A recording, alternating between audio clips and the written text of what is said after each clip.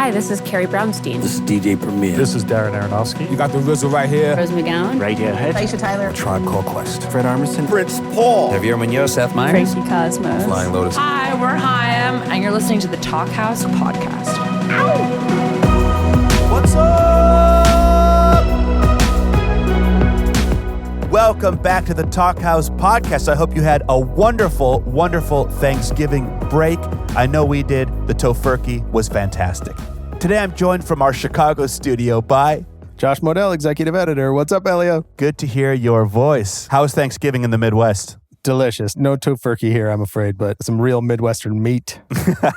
There you go. Listeners, we have a fantastic show for you today.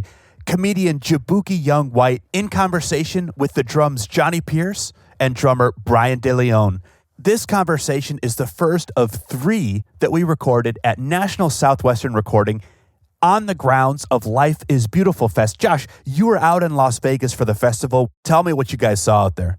Man, it was pretty incredible. It's in downtown Las Vegas, and they basically block off something like 18 square blocks of downtown for this massive, sun-drenched, multi-stage festival. So it's not like you're in a big park like Lollapalooza or out at some sort of stadium. You're right in the middle of the action. They got a ton of huge bands, some incredible names like Arcade Fire, The Weeknd, Florence and the Machine, Travis Scott, St. Vincent, and of course the Drums and a bunch of comedians and Sylvanessa, who we also speak to in a future conversation. Josh, I saw that there was over 175,000 attendees at the 3-day fest this year. Yeah, I didn't count each one, but there were definitely a lot of people. All of our talks were recorded right on the grounds of the festival at a place called National Southwestern Recording, which is right in the back of an incredible record store called 11th Street Records. Those are 2 of my favorite things, beautiful recording studios and fully stocked independent record stores. Well, you would have been in heaven hanging out for a few days with us. So the first of our conversations there is between Jaboukie Young-White and the Drums. Jaboukie is an incredible comedian who's really kind of having a moment in 2018. He was a writer on the 2nd season of American Vandal. He's a writer on Big Mouth, which just got picked up for a 3rd season. And he's been on Jimmy Fallon and other late night shows, and he's hilarious. One very cool thing, since this talk was recorded, Jaboukie was made a senior youth correspondent for The Daily Show. So he is now a member of the world's fakest news team with Trevor Noah. Yeah, amazing gig. And he's apparently also going to be on the upcoming season of the HBO show Crashing with Pete Holmes. Very, very excited about that. I was also excited to learn that Jaboukie is a huge music fan, and we first learned about his love of the drums in an interview where he talked about putting them on mixtapes. Jaboukie's a little bit younger than Jonny Pierce, the Drums frontman, and so he grew up listening to them in high school. Now, the Drums were an indie pop band begun by Johnny and a couple friends almost 10 years ago. They specialize in witty, miserable lyrics, melodic guitars, and soaring choruses. The band's latest album is Abysmal Thoughts, and that record's based around Pierce's romantic life and the ending of a relationship, his status as the last original member of the Drums, and the inspiration he draws from the 2 cities he lives in, New York and LA. From last year's Abysmal Thoughts, check out this beautiful song, Blood Under My Belt. Don't do it, don't do it. Does it take for you to believe that I have changed? I know very well that I have blood under my belt. Yes, it's true that I hurt you, but I still love you. I love you, I still do. And what did I say to make you want to run away? I could listen to the Drums all day. Now, Johnny, Bryan, and Jaboukie get into a lot in this talk. One of the main themes is what it really looks like to be a queer artist in 2018. Yeah, and they talk about coming out through your art. That was particularly amazing that Jaboukie came out to his parents via a set on late night TV. They also get into the Drums career, going all the way back to the Halcyon MySpace days and forward to what's coming next for the band. And as part of that, we hear about the theory that being constantly sad makes one smarter. Josh, I thought Johnny might be going full young Morrissey there. Yes, and in a very Morrissey-esque way. Funny, sad, self-deprecating, and true. They also get into conveniently Christian homophobes. Some thoughts on American Vandal Season 2. Yep, we get some insights there. How much they all adore the musician Sophie. How Johnny's a Balenciaga daddy. And how what the world really needs is a gay Shrek. Check it out. I'm Jaboukie Young-White. And you are? I'm Johnny from the Drums. Yes. And I'm here with... And I'm Bryan from the Drums. Sweet. we got some of the drums here. We got a snare and a kick here. Yes. Hey, Yes. but no, you guys were great. You guys were really good. I That was- technically prefer being referred to as a shaker. as a shaker. Okay. Yeah. You are a mover and a shaker. You would be hard pressed to find a song by the drums that doesn't have a shaker in it. Or a tambourine. So this is your 5th, 6th? 5. 5. Wow. Mhm. Congratulations, first off. Thanks. That is so dope. Yeah. What can you say about this new record? First of all, I'm really grateful to be able to put out a 5th record. And, that doesn't seem to happen with a lot of bands, like really amazing bands, just because of how music works now and the industry, and it's really, really hard. Yeah. So, like, just the fact that we're putting out a 5th record and they're, playing a festival, we're super grateful for that. Like, the fans have just stuck it out and new people are showing up. And so that's really exciting. And like with this new record, the one part that scares me is that we've decided to do things a little bit differently. All the drums are actually played by Bryan. Okay. And, there's no more samples, which adds sort of pushes it just a little bit more human. Mm-hmm. And I think that's a great thing. It's just different from what we've done before. For sure. And we're just kind of pushing it with sonics a little bit. Yeah. We really love this band called Whale from Sweden. They came out in the 90s. Tricky produced their first record, and it was a flop. And they tried to make a second record, which sold like 12 copies.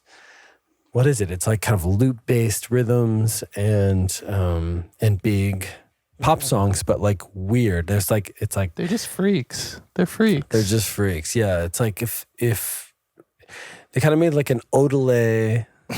It's like they're a rock. Odelay EDM. It's like Odelay they're a EDM. rock band who wanted to make like drum and bass, but they just like didn't know how to use drum and bass stuff, so they just like played it drum and bass stuff as like a band. I could fuck It's with not that. all drum and bass, but it's like very much like in the spirit of like Tricky and like Massive Attack Yeah, and yeah. maybe a little of whatever That's was so going dope. on at that time in the 90s in Europe. Yeah. Yeah, so I don't know. We liked that band a lot. So we were kind of, how are they mixing things and what's their approach? Right. Why do we love this so much and like what are they doing? And that's kind of a first. Yeah. Because up until this new record, anything that we've ever recorded, we've just shut out all music and only, sounds kind of ridiculous, but it's the truth. We, reference our own stuff. I think with the drums, we kind of have this, this world we've built for ourselves. Yeah. It's like this sort of like tender, delicate space that we exist in. Right. And, That makes sense because listening to your albums like as they progress, there is a sense of like it being a living, breathing sort of thing that's building on these like blocks that you've established starting from like the Summertime EP, like all the way up until now, which is really cool. Well, I think what happened with Summertime, I had, it felt like I had nothing to lose. Mm-hmm. I just sat in a bedroom and recorded that thing in like a week's time. It was really quick. It Wow, just kind really? of happened. Yeah. So you made Let's Go Surfing that fast. Yeah, that was like, every artist is like, oh, we wrote that in 30 minutes. Right. So it's like that kind of thing. So, yeah, that was just like quick. Everything was quick. It was kind of like a song a day. Yeah. And then the EP was there. And I think I hadn't written a song before the Summertime EP in years. And I'm now identifying as a homosexual songwriter. Mm-hmm. And Amazing. Love it. So, but, I think that's what I do. I write songs. Yeah. And so I wasn't doing that for years. And so when we started Summertime, it just oozed out. It was like building. And then it was just all kind of there.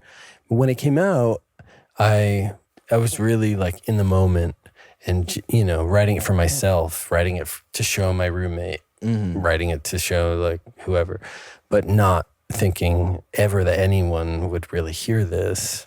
And then we, put Let's Go Surfing on MySpace and MySpace. Yeah, like 6 months Rest in later, peace. we were like signed and touring. And 6 months later, it was yeah, that it was fast. really wild. Yeah. Wow. When you were making it, did you have any idea like, oh, this is a banger, this is a bop? I know that this is all the Urban stuff- Outfitters is going to be begging me No. to play this in their store. No, I just You knew didn't have I that? loved it, and Yeah. I'm like a pop music enthusiast. Yeah. Like I love a big chorus. I like when things, but not just a big chorus. Like it has to be kind of heartfelt and Right. genuine. Like if you can feel that, and you're emotionally lifted, and you're also musically lifted. Yeah. I love that combo. Do you guys listen to PC music at all? Like I Sophie? love Sophie. Sophie Yes. is everything. Love it so much. Yes. I've seen Iconic. Sophie 3 times. She's kind of everything. crazy about her. But there's something about your music that I feel like the spirit of it is really similar to PC music for me, just because it has this like deep sincerity to it, but you're also playing with these like structures of pop and these like structures. I listen to the commentary. You like say that Americana is like a huge inspiration for you. And it really seems like you're sort of taking it at face value and like taking it very seriously in a way that creates this like super sincere but like playful kind of sound in a way. Yeah, I mean, TBH, like Americana was kind of like a cool idea for me before Donald Trump was our president. Right. Yeah. And like I'm so like all about Europe. now. Right. Like I'm really like not into America. I kind of hate this place. But see, I feel like looking back on a lot of the things that were Americana influenced, there's a darkness to all of your songs that I feel like is kind of true and was like speaking on what we're in now in like this really interesting way, sort of. Because it's not like you're celebrating it. It's sort of like, look at this really kind of fucked up thing. Especially from like a Yeah. queer perspective. Like Right. we're so like excluded from Americana that like we don't really have access to it. So it was almost Yeah, like but the whole thing was like homoerotic from the beginning. Right. Let's be real. okay. I tweeted about this the other day, but like I'm not like, I'm proud to be an American. right. That'd be hilarious, though. I'd love to see. Should we cover like yes, patriotic do songs it, from We the do it. record? Cover yeah, the we should Star walk Spangled on to Banner. Star Spangled Banner. Just cover the star. That's Cover it. insane. Cover it. Do it. You should Such do a it. bold move. Do it.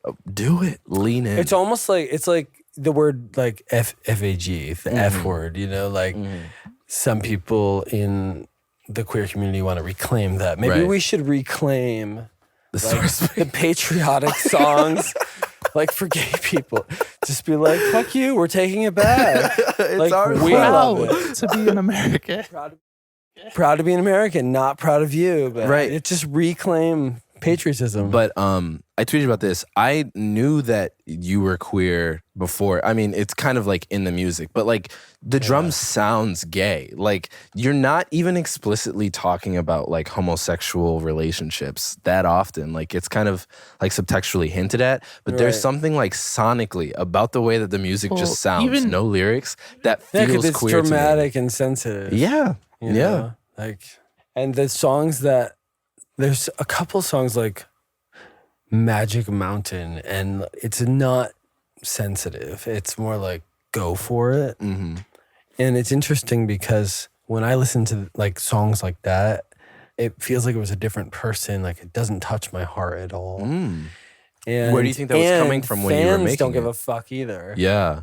But my one guitar player has it tattooed like a Magic Mountain on his arm or something like that. Doesn't What? he? Johnny does. But he's like a straight like rocker. He's like a cock rocker. So, and then he has this like Magic Mountain tattoo. You're blown away right now. It's like the weirdest, like it's not even it's on a record, but it should be like not even, it's like a C-side. Yeah. It's not even a B-side.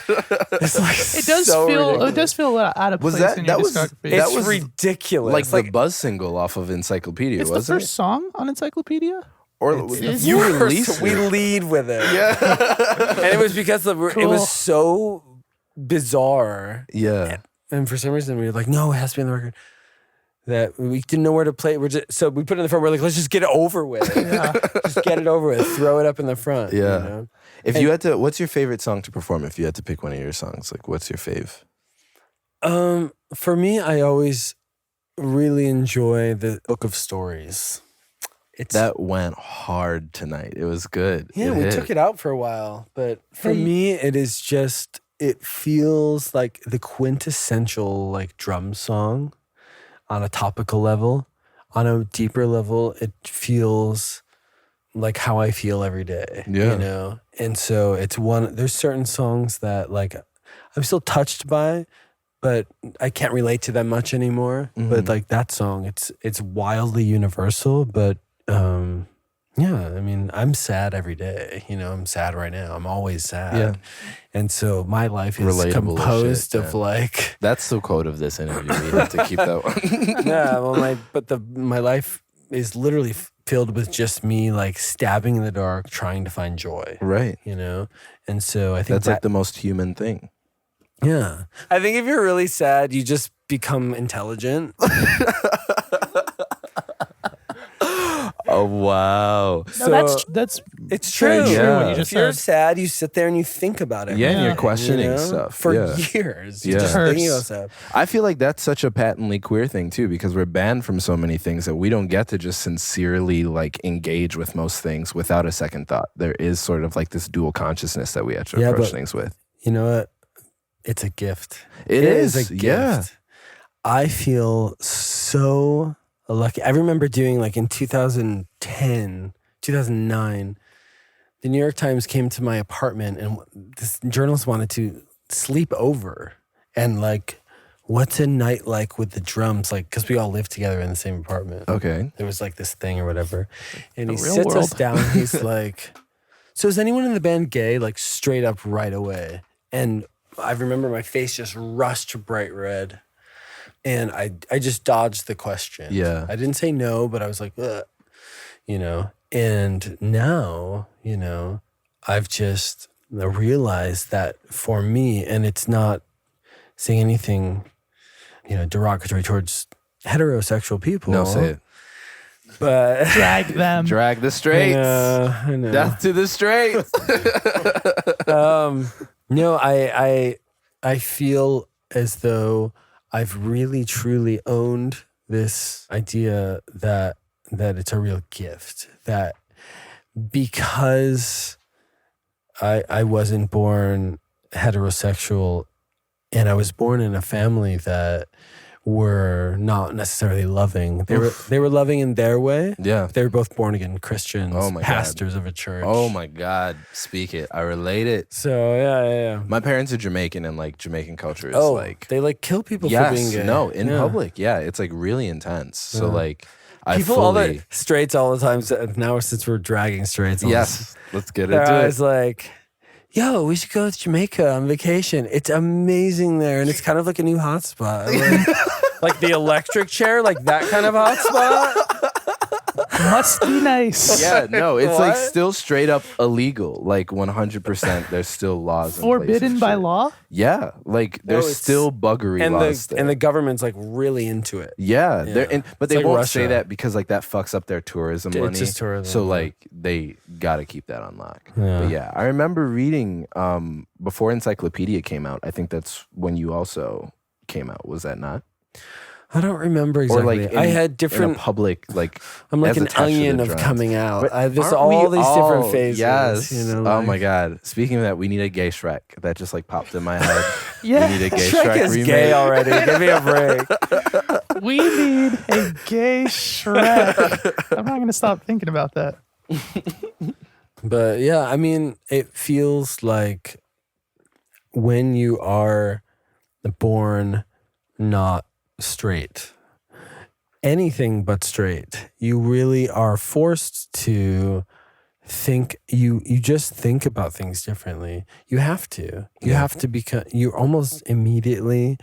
You have to be a bit more sensitive. You have to feel out of space. So you walk in a room and you're like, "Am I going to get bullied?" Like, Yeah. literally, like when you're little, before you even have those thoughts in the front of your mind, you're feeling out spaces, you're figuring out who you are. How do I fit in this family? And it really becomes a search for acceptance. You know, you have to think about kind of every angle of every situation. You know, whether you think you're doing it or not, you're processing a lot. And I think that it just kind of, that's why a lot of gay people are weirdos, you know, like they're just weirdos because they've like they overthought everything because they had to, you know? And so they just kind of become these like interesting, dynamic people. I mean, we've all met a boring gay, but it's not, but like there's also just like fantastic ones, you know? So like for me, I know that if I believed in God, I'd thank him every day for being gay because it pushed me by whatever means possible to get out of that small town. Yeah. And that sort of abusive, like toxic mindset dynamic. Yeah. And so that's why I went to New York. That's why I really, you know, I'd sit in my bedroom 12 hours a day with like an old synthesizer writing little songs that only I would ever hear. But it put gas in my tank, you know, to just kind of get out of there. So yeah, being gay is great. And like, let's also just like be real. Gay guys, they're really good at stuff. Yeah, we are. We're working with even like makeup that like primarily women wear. Like the top makeup artists are like gay guys. Yeah. Designing clothes, you know? Gay dudes. Gay dudes. Architects. Yeah. Gay dudes. Gay dudes. Like Republican senators, gay dudes. Republican senators, gay dudes, thank you. Oh my God. So that's interesting though, because like you brought up how are you agnostic atheists? Football players, gay dudes. Hey, that's a real one. Athletes so slept on. Yeah. But that's like a recurring theme in a lot of your stuff. Like in the opening of Portamento, just like an idea of like questioning a higher power or like a higher being. Oh yeah. Yeah, like talking about how like you've seen the world. I was still thinking there's about no gay heaven. football players. Yeah, that's a heavy theme, like gay linebackers and your work. Hike. Yeah. But no, I thought that was really interesting. I went to like a super Catholic school. I was in high school when that came out. And that was like around the time that I became an atheist. Yeah. I took a church history class and was like, this shit ain't fucking real at all. I could talk to you forever about that. Yeah. Were you were born again Christian, not Catholic, Protestant, non-denominational? Born again, Pentecostal. Yeah. I was praying in non-denominational. tongues. Oh my God. There's no medicine in the house. It was weird because like I'd never heard like, oh, we don't do medicine, but it was all about, I remember the first time that someone had a headache that was so bad that like, we're like, I guess we have to go get Tylenol. Like it was that kind of thing where it was just like, that was a moment getting a bottle of Tylenol. Leviticus isn't working today, because it was all about Jesus will heal you. Yeah. And there's also this undercurrent of if he doesn't, it's because you fucked up. Like, you know, so there's guilt and that, you know, it's like, no, I actually just have a headache. Because you're awful. Yeah. You know? Do you feel like church music has influenced you in any way, or like church culture has influenced you? That's interesting. I've never been asked that. Yeah, for sure. I mean, church culture, growing up in the church, definitely. I think the first half of my musical career was like reactionary. Like everything I did was sort of like a fuck you. Like, and so it's influential in that way, where it's not like, oh, I want to take these qualities that I like of the church and put it in my music. It was more like, I want to distance myself from this. But you know, try as I may, I am my father's son, you know? My dad stands on a stage with a microphone and talks to a bunch of people about hate. I stand on a stage with a microphone and try to influence people to love, you know? Yeah. So we're kind of the same, we're kind of different. He put out a record in the 80s. What? Like full length. Under what name? Can I find it on Spotify? It's called Jim Pierce and Friends. Jim Pierce and Friends. And the album is that called would be a folk Order group Yourself now. Around. Order Yourself Around. Yeah. And he's kind of it's hard because I'm working on a relationship with him. Like 3 years ago, I'd be like, he's a narcissist. Fuck. Yeah. See, that's where I'm at right now. Oh, Yeah. You and I have to talk. We got to get into some shit. I came out to my parents when I did late night. That was how I came out to my parents. That was my like, fuck you guys. You did? Yeah. Oh my God. That is so sick. Yeah. That's And- courageous. Yeah. It was also like I wanted an audience to be like, look at all these people fucking with me and you guys are sort of missing out. It was definitely a petty move. People think that it was brave. I'm like, no, I wanted to be a bitch. That's what I wanted to do. Did it go well?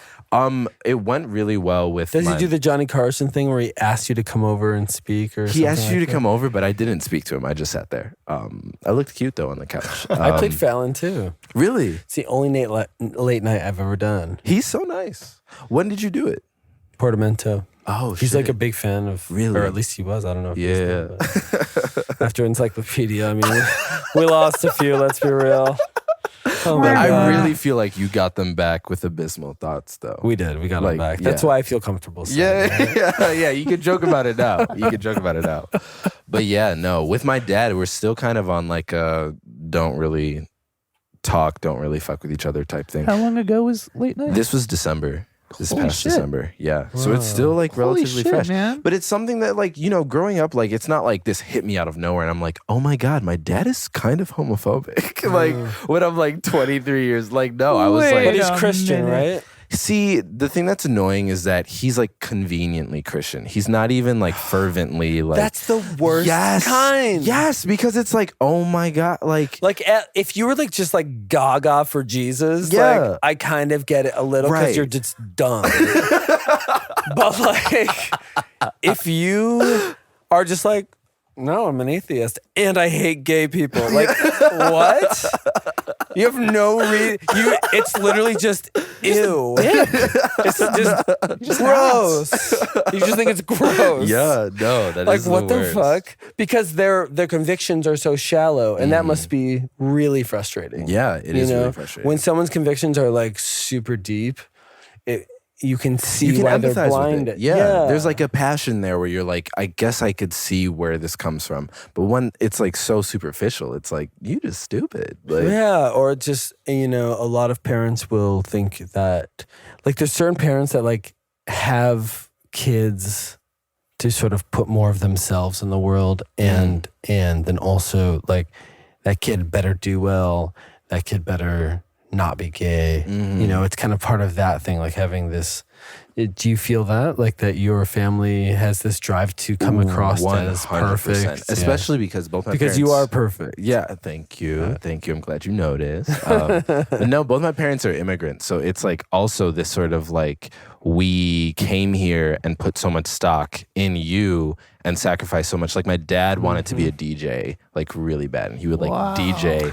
Interesting twist. Yeah. No, we both have musical fathers. Was your dad's album like a spoken word kind of sermon thing or music? Full music? Full-blown pop songs that kick ass. Really? Dude can sing. We gotta let our dads link They're up. insane. Make some homophobic bops together. Oh my God. My dad's like a Trumpy, like he wears like not like the cool like those Balenciaga sunglasses. style Oakleys, but like Yes. Oh my God. it's the type of glasses that he wears them every day, but they're actually meant to like help you see fish through a lake.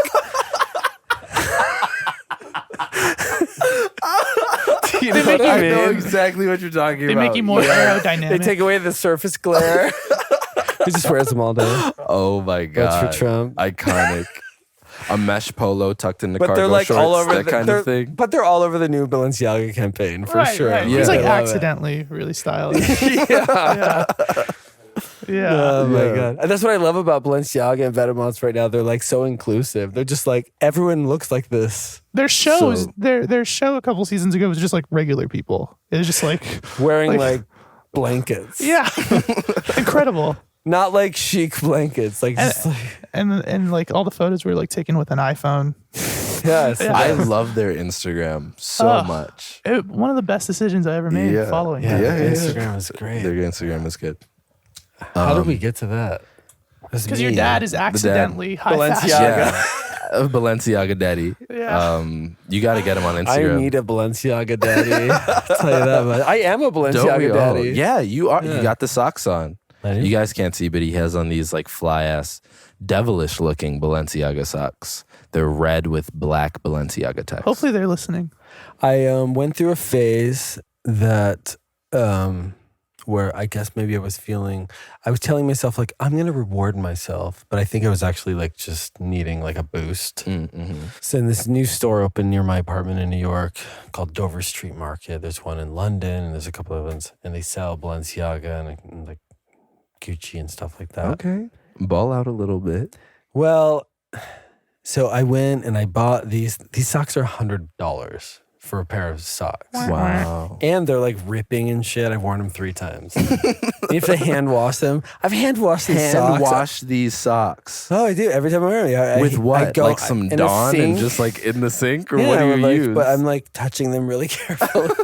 Shit. They're just Even a unraveling boiling in your pot with a head. pair of I chopsticks. mean, it's ridiculous. The water turns like red, and like the whole thing's crazy. And I'm sitting here thinking, like, Joke's on you. yeah, joke's on me. And also, like, I just had a conversation. I'm in sort of an open relationship with someone who lives in Belgium. Mm-hmm. I was talking to him, and he was like, I've got to be honest with you. Like, I don't think this Balenciaga stuff, I know you like the brand, but I just don't think it's you. And I feel like it's disingenuous for you to wear it. And I think it also isolates you. It puts up a wall between you and just everyone else. Like, you greet someone with a Balenciaga bag, and they're like, it says something about you. And I think he's right. Like, on one tip, like, Balenciaga has like a cool campaign. So like style wise, it's cool. But good- I've kind of good been art. wearing bullshit clothes my whole life. So like, I don't know. I feel like I could do that without wearing actual Balenciaga. Because for me, like anything that is going to separate me from someone else, like I make music now to hopefully reach people and connect with people and like connect with their hearts. And I know that sounds like silly and cheesy and all No, that. that is what music should be. But that is my aim. My aim is to like write music that touches people, and specifically like queer people who feel lost and just like they're in the middle of nowhere. Well, you're And- fucking doing it. Seriously, I think you dropped an album right after every single time I've broken up with a guy. Like, just conveniently. We were Oh, such a nice. breakup band. Oh yeah. Yeah. It is But a so lot of the good. songs that I write that seem to be like boyfriend, girlfriend, breakup stuff, a lot of that is about my religion, leaving my parents. Days is about my parents. It's not about a boyfriend. Really? Yeah. I could fully see that. It makes sense. Yeah. But really, it's just like the base level of caring about something and like having to separate yourself from that because it's not good for you. That could be applied to like anything, basically. yeah. There is like a universality in, which is so interesting because queerness is always thought to be like this esoteric, like super heady, like you have to be in the group to understand it. But you have managed to make that like extremely poppy and like I saw so many hetero couples in the crowd today, and like I was gagging, but like also it was beautiful, you know? Yeah, it's weird. Like we don't have an explicitly like gay crowd. Mm-mm. It's like a real mix of everyone. It truly is. I feel like every band says that, but it like truly is with Yeah. our band. 'Cause I think like the straights like a big chorus, I love it. and the gays They like love a when big I hit the chorus, but they drums also really are hard. touched by. They're like really accepting. Like, you know, I think they're connecting with what I'm saying. You know, I don't think I've evolved very much since the first record. Like personally, I mean, it's fun. Like in certain areas, you know. Some areas I'm like, okay, like I brush my teeth twice a day now instead of once. Or, but the sadness is like there. You know what I mean? Like how do and I've gone through therapy and all this other, the sadness is just there. Yeah. Do you remember when we started making the new record? We were like, we want this album to be about beauty and you know, just the things in life that like we love, like smells and pretty things and fruit. The first song you write lyrics for is just so miserable. It's just, I think it's called Loner or something. yeah, it's just so sad. Yeah. And then We're like, oh, okay, this works. It ain't Random broke, don't side fix it. note, I was reading the 33 1/3 book about Bjork's Homogenic, and she's quoted in there a bunch of times talking. Bjork's my favorite artist of all time. Okay, good And to know. she's quoted talking about how she only ever wanted to make music that was uplifting and joyous and happy. And it wasn't till her 4th album or something where she kind of was so distraught that she had to write something sad to stay genuine. But I thought that was interesting because when I listen to almost any Bjork song, I'm thinking like, this feels really sad to me. Like there's a sadness in it. Yeah. She always sounds like she's on the verge of tears, like when she's crying, you know? Yeah, and even like Singing, early I mean. on, like the debut record was like, it seems sad. So like I kind of relate to that in a way. Like I want to be uplifting, but I also have to be genuine. Yeah. You know, I think there's something, there's a happiness in being able to acknowledge that you're sad though. And like seeing that it's there and giving it space, like allows you to then like acknowledge it, see that it's there, and then move on to be happy. Like the thing that I love about you guys is like, you're one of the few musical acts that I could listen to so depressed and so happy at the same time. There's like a duality in all of your music that exists. It's really nice. yeah, we I mean, hear that a people lot. are jumping up and down and laughing and singing, I thought my life would get easier. Instead, it's getting harder, you know? Yeah, it's this weird Nice. combo. But you know, the only thing that's worse than being like sad is being sad and by yourself, you know? And so when you can connect with other people that are sad, it's like, I mean, what's better than that? Yeah. It's better than being happy. It is, Being because it's sad more together. textural and Yeah. you can like get in there. It's the best. But the new record, I think, sounds, I mean, it's weird. It's interesting. It's like the songs that sound uplifting and like kind of going for it, they're still really sad. Pretty miserable. Yeah.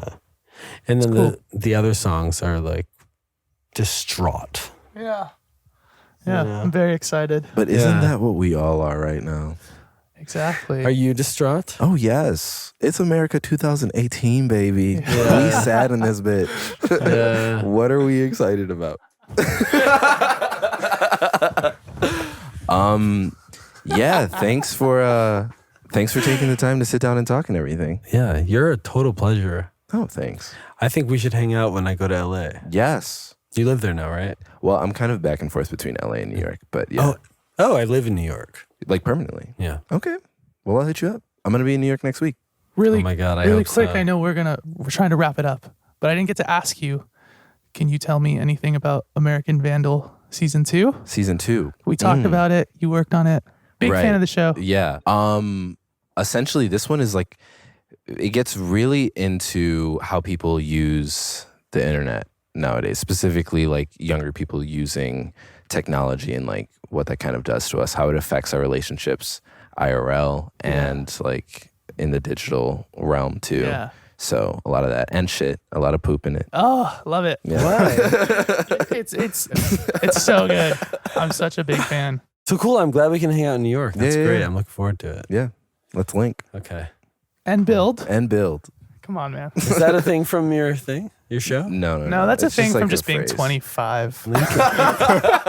Lincoln build. I wouldn't know. I'm 18. I don't say we have to build, that's work. We're just hanging out. We can just Link. link. We Yeah, don't have link. to build. Productivity isn't mandatory. What about Doc? Should we doc? Just kidding. Sophie. Sophie. Sophie.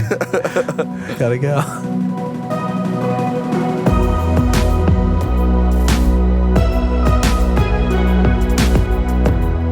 Jaboukie, Johnny, Bryan, thank you so much for taking time out of the crazy festival schedules at Life is Beautiful to have this fantastic conversation on the Talkhouse Podcast.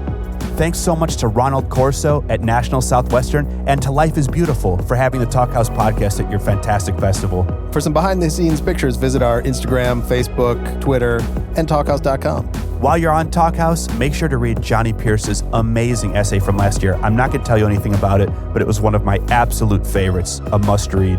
I want to take a moment to give a big shout to a benefit that I've been working on organizing and that features Jaboukie as one of the performers. If you're in New York, December 1st at Murmur, featuring Frankie Cosmos, Lee Ronaldo, Vagabond, DJ sets from members of Deaf Heaven and Battles, and a live auction that those of you not even in New York can access now, which includes signed guitars from Nile Rodgers of Chic, Jeff Tweedy of Wilco, Courtney Barnett, and the Pixies. Again, it's December 1st at Murmur and features Jaboukie Young-White. This is a benefit for Southern Poverty Law Center, and you can find all the info on that on Talkhouse.com's event page. Today's talk was produced by Mark Yoshizumi. The Talkhouse theme song was composed and performed by The Range. Make sure to subscribe to Talkhouse Podcast for future episodes like Jeff Tweedy in conversation with Abby Jacobson, David Bazan and Tom Berlin, and Tierra Whack with Nnamdi Ogbanaya. Till next week, I'm Ellie Einhorn. I'm Josh Modell. Peace. Peace.